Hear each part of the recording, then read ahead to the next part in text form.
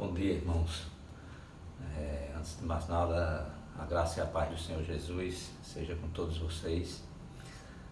Nesses tempos de coronavírus, nós não temos, infelizmente, a possibilidade de estarmos nos reunindo de forma presencial nesse dia tão importante da nossa vida como cristãos. Infelizmente, nós estamos temporariamente impedidos de nos reunirmos. Porém, graças a Deus que nesse período nós temos essa ferramenta que nos permite, de alguma forma, estarmos em contato. E graças a Deus, muitos pastores, muitos líderes têm utilizado essa ferramenta para nesse momento estar nos instruindo, nos alimentando com a palavra de Deus, de forma que nós não fiquemos sem esse alimento tão importante, tão precioso para nós, principalmente nesses momentos tão difíceis que nós estamos atravessando. Bem, antes de mais nada, seria bom também que nós pensássemos que esse momento também ele nos instrui a respeito de que nós também individualmente precisamos buscar nos alimentar da palavra do Senhor. Nós sabemos da importância dos nossos pastores, dos nossos líderes na instrução, no ensino da palavra de Deus, porém nós precisamos entender também que nós somos capacitados e habilitados pelo Espírito Santo, a partir do momento que Ele nos regenerou, para também compreendermos a palavra de Deus de forma que possamos também interpretar não só esse momento, mas todos aqueles momentos que nós atravessamos, tantos momentos difíceis como também os momentos bons. Pois bem, não poderia deixar de ser o assunto que nós iremos abordar essa manhã, não poderia deixar de ser a respeito desse coronavírus. E eu gostaria também de trazer uma palavra a respeito desse tema. É o meu estilo de aula, né? Só que o monólogo, já que as pessoas não têm condições de estar também compartilhando através desse tipo de ferramenta.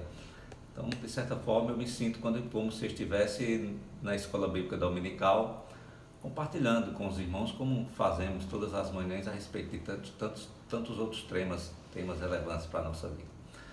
E pensando nesse tema coronavírus, nós temos sido bombardeados por diversos meios de comunicações a respeito do que vem a ser esse vírus tem impactado tanto a vida das pessoas.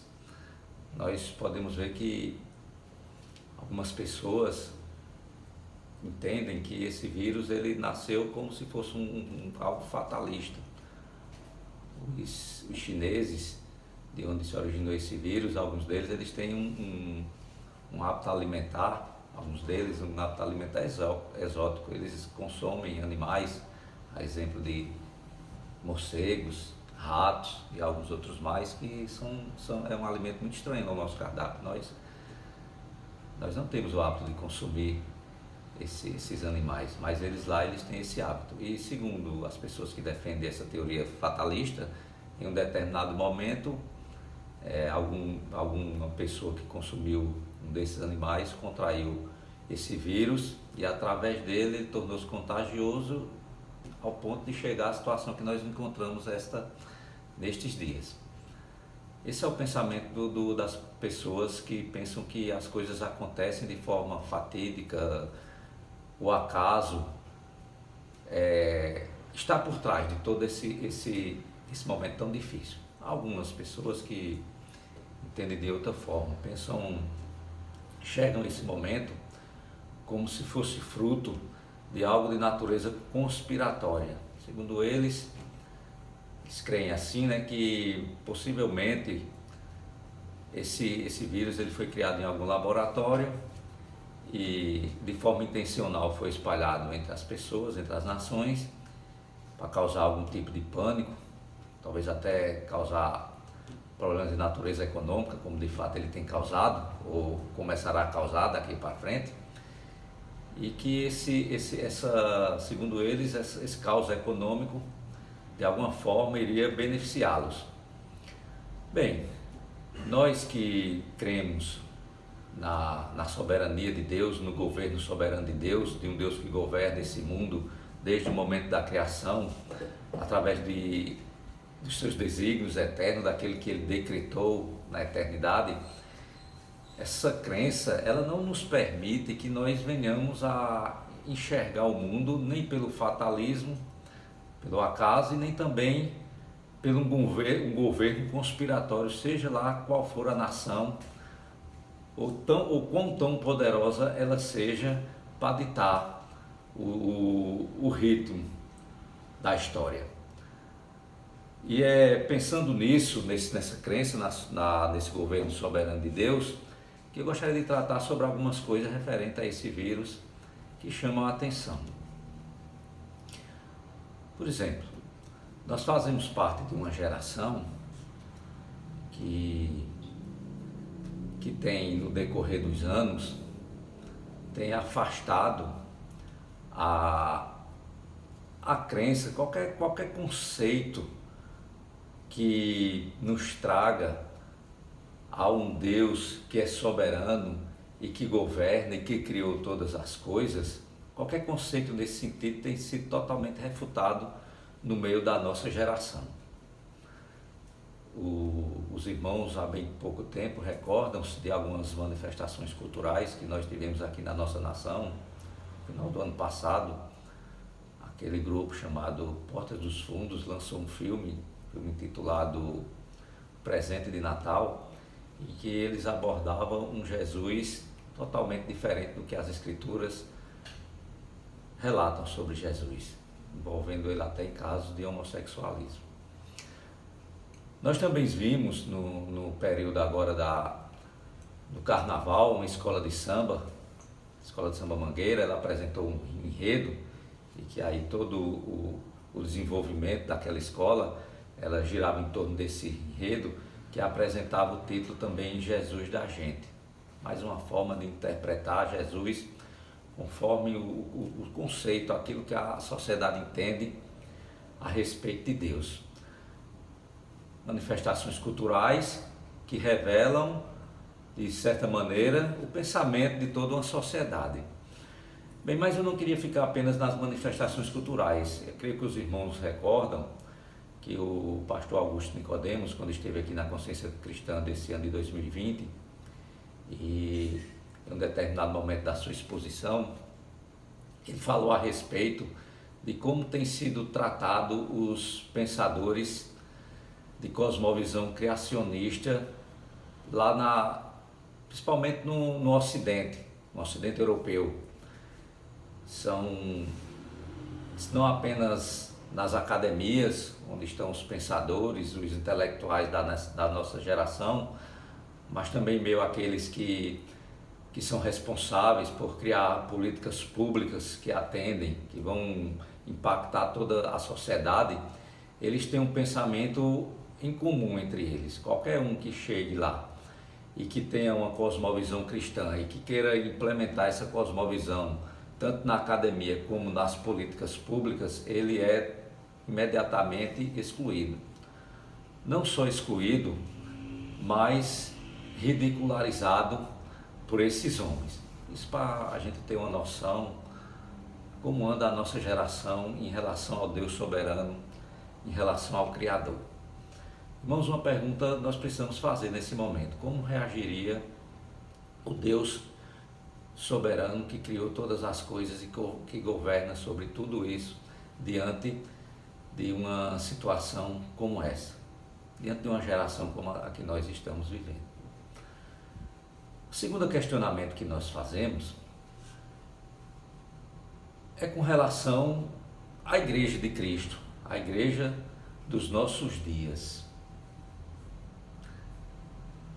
Ora, se nós olharmos para a nossa geração, como tem sido o comportamento da Igreja do Senhor Jesus, nós também veremos que, muito embora ela não tenha desprezado assim de uma forma oral o Deus que se no discurso nós ainda continuamos sim crendo que existe um Deus soberano que governa todas as coisas, tem duas coisas que chamam a atenção da nossa igreja. A primeira coisa que eu queria chamar a atenção de como anda a nossa igreja é a respeito do nosso comportamento moral. Durante a consciência cristã também houve um preletor que ele trouxe uma pesquisa a respeito de como anda o comportamento da nossa geração, e ele está se referindo aos evangélicos dos nossos dias. E ele citou uma pesquisa, segundo esta pesquisa, 60% dos nossos jovens eles estão envolvidos com pornografia. Segundo essa pesquisa que ele citou, esse envolvimento se dá porque 60% dos jovens evangélicos eles consomem diariamente sites pornográficos, todo tipo de apelo pornográfico que as nossas mídias estão cheias, que os nossos grupos, as redes sociais estão cheias. Isso é muito grave. Não só apenas com relação à pornografia, mas outras pesquisas que mostram o comportamento moral do povo de Deus, referente a divórcio, referente a consumo de drogas, referente à própria sexualidade, com certeza tem nos alarmado nos nossos dias. Uma outra situação da nossa igreja que eu particularmente vejo como muito grave no nosso meio, dá-se porque muito embora nós não tenhamos rejeitado do Deus, nós falamos no nome de Deus, penso eu, que nós temos rejeitado o método, o meio pelo qual Deus revela e exerce o seu governo soberano sobre a sua criação e também sobre a sua igreja. Muito embora nós estejamos falando de dois grupos distintos, nós falamos no primeiro momento sobre o mundo de uma forma geral, e agora nós estamos falando especificamente da igreja do Senhor Jesus Cristo. Creio eu que essas duas formas, quando você rejeita Deus ou quando você rejeita o meio pelo qual Deus exerce o seu governo soberano, na verdade você está rejeitando a mesma coisa. Tomemos como exemplo o povo judeu na época que Cristo Jesus ele veio a esse mundo, ele encarnou. Nós iremos perceber que muito embora o povo daquela época eles se julgavam fiéis, crentes em Deus, eles rejeitaram o seu filho, aquele que Deus enviou para revelar, para mostrar de que forma ele exerceria o seu governo soberano. De forma tal que Paulo, quando cita lá na carta aos Romanos, ele mostra que tanto os judeus, tanto o mundo de uma forma geral que rejeitou Deus, como os judeus que rejeitaram Cristo, eles estavam na mesma situação. Essa é uma observação, uma análise que eu faço da igreja dos nossos dias. Por que eu faço essa análise a respeito da igreja?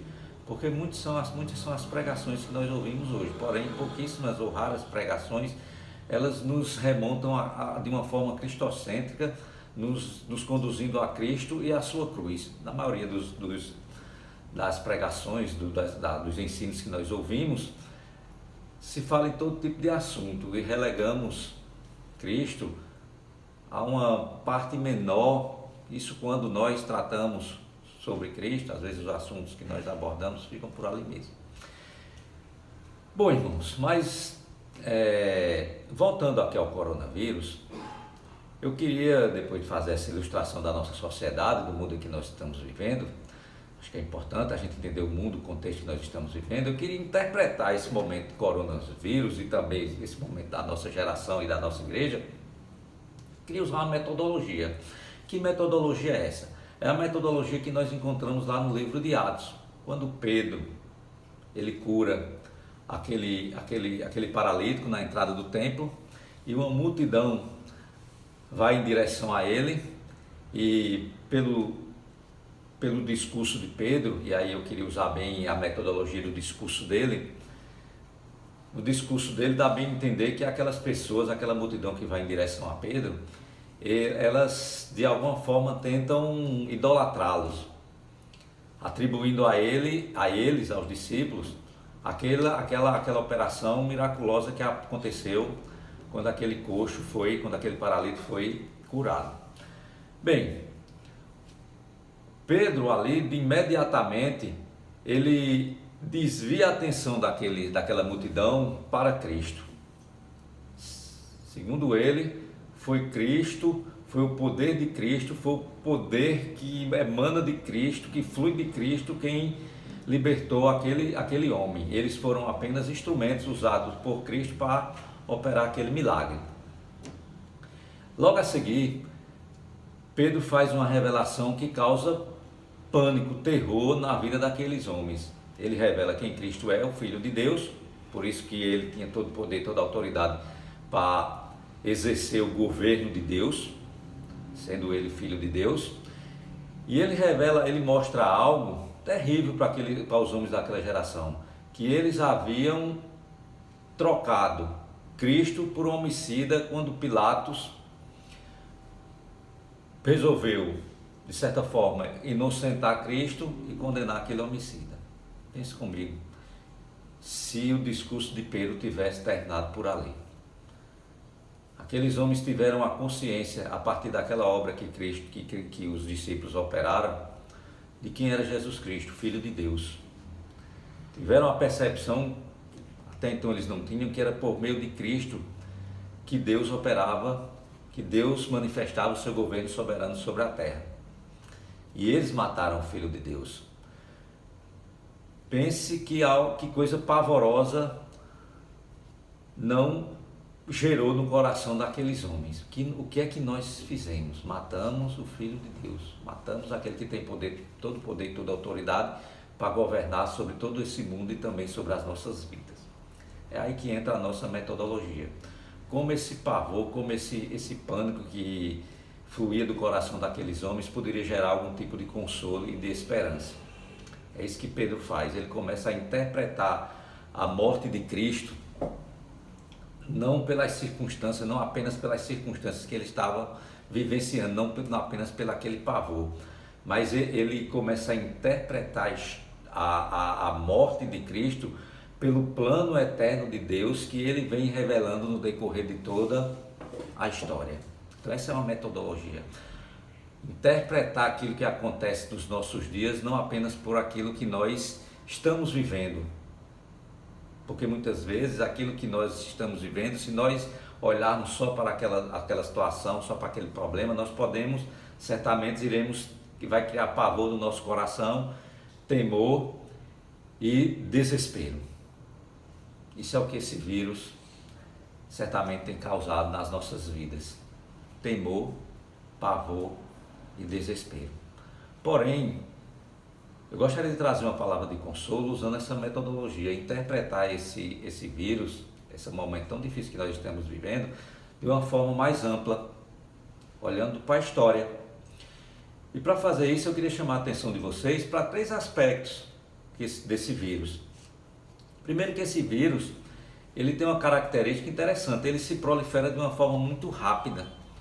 Nós estamos aí prestes a alcançarmos, se é que já não ultrapassou, porque a cada momento que a gente olha as notícias, ele vem aumentando o seu grau de contágio. Algo em torno de já 500, 600 mil pessoas já foram contaminadas de forma rápida e cada vez acelera-se isso. Então ele se prolifera de forma rápida. Uma segunda característica desse vírus é que a sua letalidade, ele alcança aquelas pessoas que, a maioria evidentemente, que fazem parte de um grupo de vulneráveis, pessoas que nós chamamos que fazem parte do grupo de risco, são pessoas que estão vulneráveis. Se contraírem esse vírus, eles provavelmente enfrentarão seríssimos problemas. E também nós não podemos esquecer a seu alto grau de proliferação, o grupo vulnerável que ele ataca e a morte. Tem matado muita gente, talvez esse seja o maior receio que nós temos, é a morte. Esse vírus alcança a todos, ou grande maioria, alcança muitos, é muito contagioso, ele é letal para um grupo de vulneráveis e ele tem ceifado a vida de muitos. Irmãos, Eu gostaria de convidar vocês para analisar, deixando um pouquinho esse vírus de lado, daqui a pouco a gente retorna para ele.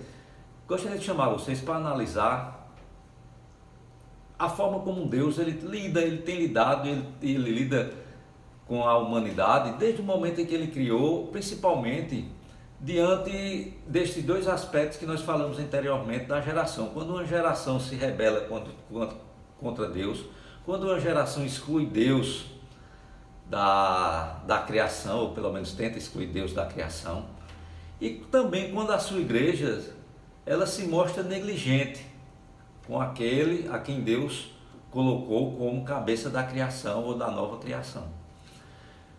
O primeiro exemplo que nós vamos encontrar aqui, nós vamos ver lá no Jardim do Éden, quando aquele primeiro casal criado, eles se rebelaram contra Deus, eles obedeceram à voz de Deus, eles deram ouvidos à serpente, que apresentaram uma proposta onde Deus era excluído. Aquilo que a nossa geração está fazendo.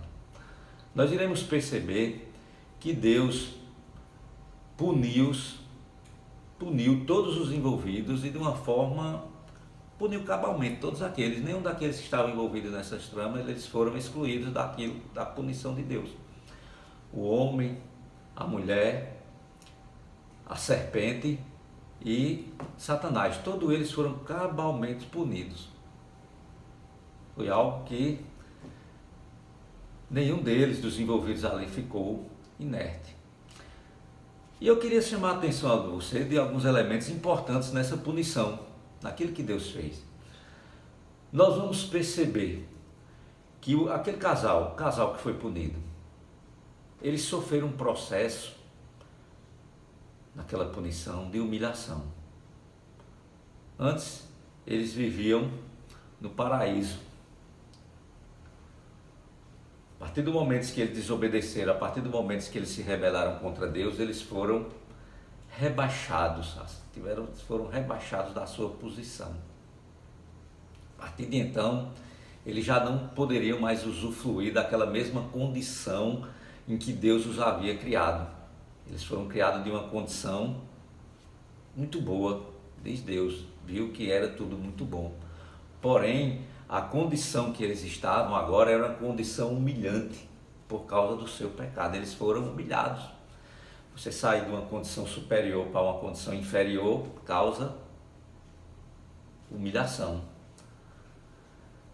Também podemos ver claramente que eles agora passaram a experimentar aquilo que eles até então não entendiam, vergonha. Eles estavam envergonhados.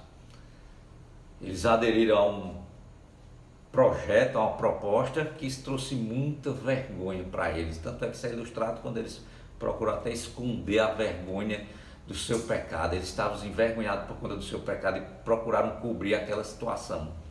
E um terceiro aspecto que surge aí nesse momento, e aí nós estamos vendo como Deus lida com a rebeldia humana, é que a morte passou a fazer parte da vida deles. Humilhação, vergonha e morte. Esse padrão, ele vai acompanhar as escrituras, a revelação, Deus revelando o seu governo. Preste atenção lá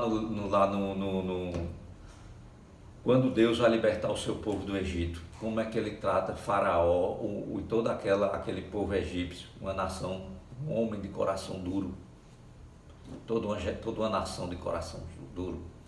Faraó é humilhado juntamente com toda a nação através daquelas pragas. Faraó é envergonhado através daquelas pragas. E a morte também reina sobre eles. Humilhação, vergonha e morte. Mais uma vez, esses três, Deus lida da mesma forma como lidou lá no Jardim do Éden. O Jardim do Éden é um padrão que vai acompanhar toda a criação, todo o desenrolar da história da humanidade, na forma como Deus vai lidar. Olha o momento em que o povo de Deus saiu do Egito e começou a caminhar pelo deserto até a terra prometida. Presta atenção como Deus lida com aquele povo em períodos de negligência, quando eles negligenciavam o chamado, a vocação que Deus havia dado para eles de ser um povo santo, seguir segundo o padrão segundo a ordem de Deus. Como Deus tratava a negligência deles. Levantava inimigos que os humilhava, que os envergonhava e que os matava. Mesmo padrão. Preste atenção no período dos juízes, período da monarquia, que acontecia quando o povo, melhor dizendo, caía no pecado da idolatria. Mais uma vez, Deus levantava inimigos que os humilhava, os envergonhava e os matava. Preste atenção, e aí eu queria que vocês olhassem no período dos cativeiros que Israel sofreu.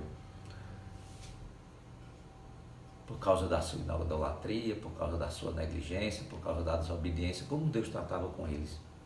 Levantava nações e nações poderosas que os humilhavam, que os envergonhavam, que os matavam. O mesmo padrão. Preste atenção. Como Deus também tratava essas nações quando elas eram usadas com instrumentos nas mãos de Deus para também estabelecer o seu governo, e essas nações tornavam-se arrogantes e prepotentes e cruéis até mesmo com o seu povo. Mais uma vez, aí Deus de forma implacável os humilhava, os envergonhava e os aniquilavam da face da terra. Foi assim com o Império Egípcio, foi assim com o Império Assírio, foi assim com o Império Babilônico, e enfim com todos aqueles grandes impérios que ousaram se comportar de forma arrogante, achar que eles tinham o domínio e o controle de todas as coisas do universo. Isso é um padrão, irmão. Olha, presta atenção que esse padrão, ele não vai se encerrar, ele vai dar continuidade no período também do período neotestamentário, ali quando o Novo Testamento ele estava sendo produzido. Perceba que qual é a ordem que Deus dá aos discípulos? Ide por todo mundo pregar o Evangelho, Jerusalém, Samaria, Judéia e até os confins do mundo. O que é que a Igreja de Cristo faz? Começa a pregar o Evangelho, e ali em Jerusalém eles começam a esquecer que o mandamento era até os confins do mundo. Então Deus levanta uma perseguição por conta da desobediência da igreja.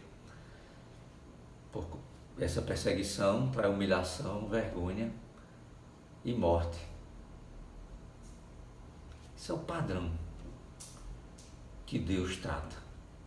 Isso responde àquela primeira pergunta que nós fazemos.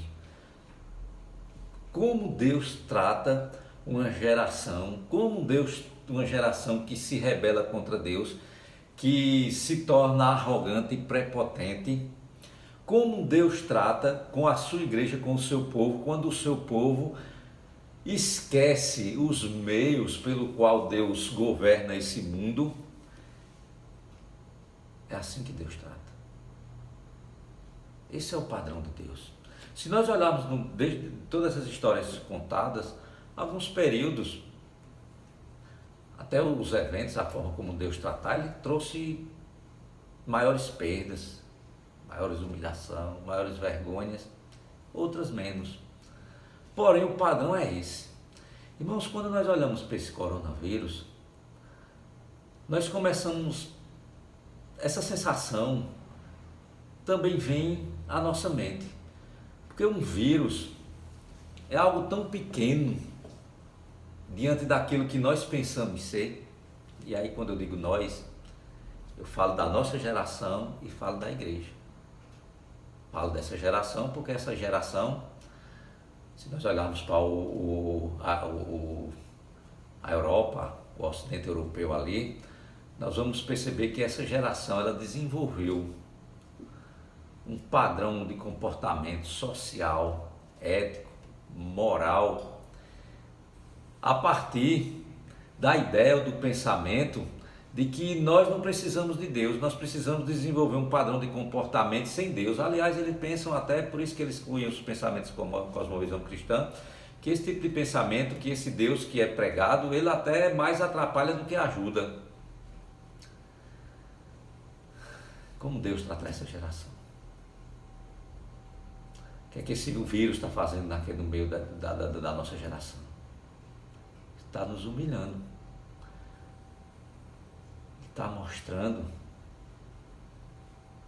nos colocando no nosso devido lugar, que nós não somos isso tudo. Deus não precisou usar uma coisa nem tão grandiosa, um pequeno vírus tem causado tanto estrago, tem nos humilhado tanto. Nós estamos envergonhados, nós estamos dentro das nossas casas, sem poder sair de casa, aprisionados dentro do nosso próprio ambiente, sem poder ir para a igreja. E aqui eu queria relatar uma coisa aqui, meus irmãos, a respeito desse momento que nós estamos vivendo, que nós não podemos ir para a nossa igreja. Isso é para a gente refletir quanto é importante para nós a comunhão dos santos. Às vezes nós saímos da nossa casa, nós vamos para a nossa igreja e nós não levamos isso bem em conta. Às vezes qualquer coisa que acontece é motivo para a gente estar chateado, é motivo para a gente estar causando algum tipo de discórdia entre os irmãos. Nós não estamos bem atentos da importância de estarmos juntos. Às vezes acontece momentos como esse que nos leva a refletir como nós devemos valorizar momentos de comunhão. Porque creio eu, irmãos, e aqui eu não queria generalizar, mas para alguns irmãos talvez esse momento nem tanta falta faça. Porque nós não aproveitamos bem esse momento de comunhão. Fica essa reflexão para quando a gente voltar, a gente pensar direitinho a respeito desse momento que nós estamos juntos. Mas voltando aqui para esse vírus, ele tem nos humilhado, ele tem nos envergonhado e tem causado morte do nosso mesmo. Você percebe? Você percebe que é o padrão de Deus? O padrão de Deus, ele vem acompanhando a história da humanidade sempre que o mundo se rebela contra Deus de uma forma mais contundente, sempre que o mundo se volta arrogante e sempre que a igreja negligencia a sua missão e vocação, Deus age do mesmo padrão. E curioso que esse vírus tem sido acompanhado desse padrão de Deus: humilhação, vergonha e morte. Irmãos, mas há uma pergunta que surge aqui que nós precisamos responder. Por que esse padrão? Por que Deus estabeleceu esse padrão? Humilhação, vergonha e morte. E aí nós somos conduzidos para um ponto da história da humanidade: a cruz de Cristo. Eu sei que nós estamos sendo humilhados nesse momento. Fomos arrancados dos nossos templos, fomos arrancados até dos nossos trabalhos, do nosso convívio social. Nós estamos envergonhados porque aquilo que nós temos confiado tem se mostrado ineficiente e ineficaz diante daquilo que nós estamos enfrentando. Ou seja, nós nem podemos trabalhar, o nosso sustento, a nossa economia está extremamente ameaçada e nós não podemos fazer nada, nós estamos envergonhados. E nós temos presenciado um número considerável de pessoas, principalmente do grupo vulnerável, perdendo a sua vida. Irmãos, se nós olharmos para o que Cristo sofreu, nenhuma dessas humilhações, melhor dizendo, que a humanidade passou em toda a sua história, elas se comparam à humilhação que Cristo sofreu. Se nós olharmos para aquele primeiro casal quando perdeu a sua condição, que Deus os havia criado, que eles foram rebaixados e humilhados, eles não se comparam, não chegam nem perto. Quando nós olhamos o que o nosso Cristo abriu mão, o quanto ele se rebaixou, Deus criador do universo, Deus que detém todo o poder, todo o controle, toda a glória e toda a majestade, ele tornou-se um de nós, igual a nós. Que humilhação! Ele abandonou a sua glória, um local santo, um local onde o pecado não entra, e encarnou e tornou-se homem semelhante a mim e a você. Nenhuma humilhação que Deus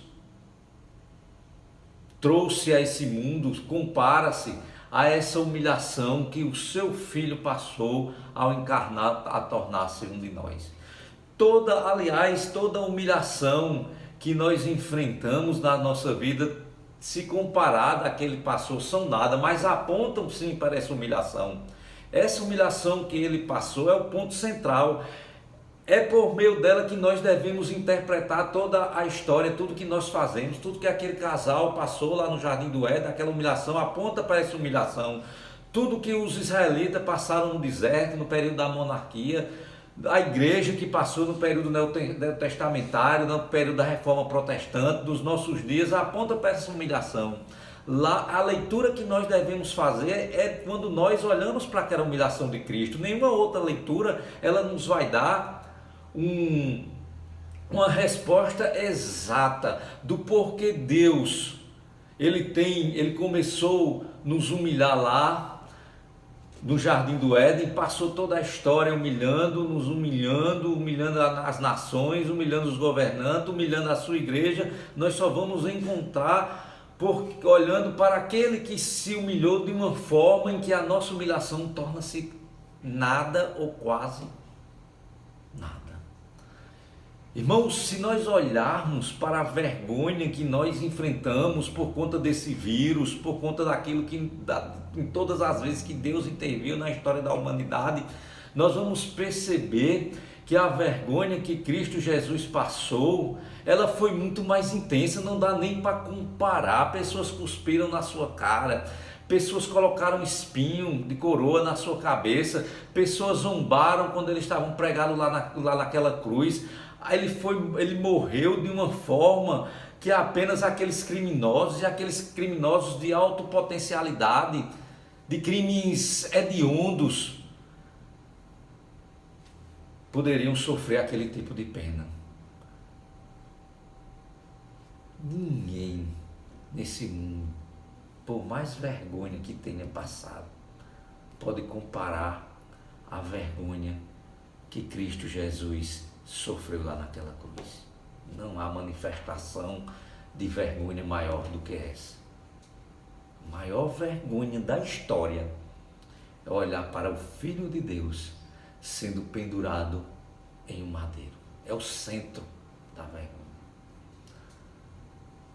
Irmãos, nenhuma morte pode ser comparada à morte que Cristo enfrentou lá na cruz do Calvário. A morte adentrou lá no Jardim do Éden.